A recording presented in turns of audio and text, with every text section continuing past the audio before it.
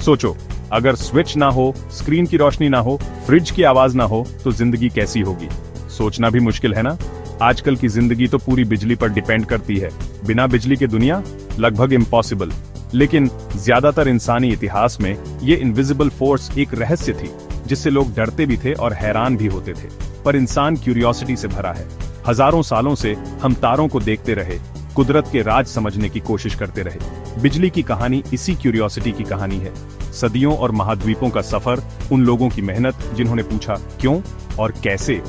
शुरुआत हुई छोटी छोटी चीजों से, सूखे दिनों में बालों का खड़ा होना, धूप में धूल के कणों का नाचना।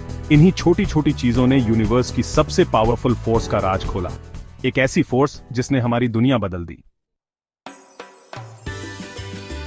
कहानी शुरू होती है प्राचीन ग्रीस से, एक फिलोसोफर थेल्स के साथ। लगभग 600 बीसी में थेल्स ने एक अजीब चीज देखी।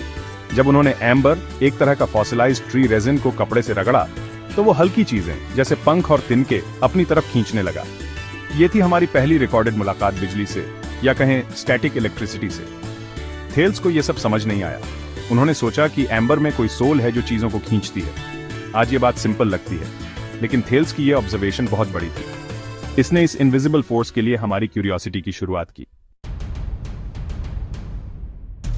अब चलते हैं 18वीं सदी के अमेरिका, जहां बेंजामिन फ्रैंकलिन छाए हुए थे। फ्रैंकलिन, जिनको नई नई चीजें सीखने का बहुत शौक था, वो भी बिजली से फैसिनेटेड थे।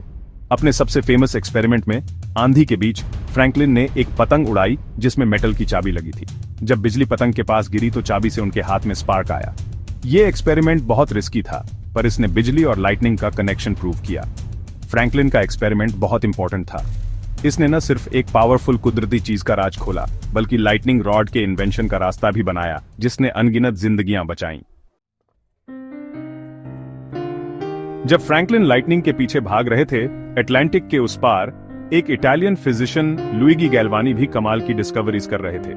1700 के आखिर में गैल्वानी एक फ्रॉग का डिसेक्शन करते हुए कुछ अजीब देखते हैं। जब वो फ्रॉग के पैर को मेटल के स्कैल्पल से छूते हैं, तो पैर ऐसे हिलता है जैसे जिंदा हो।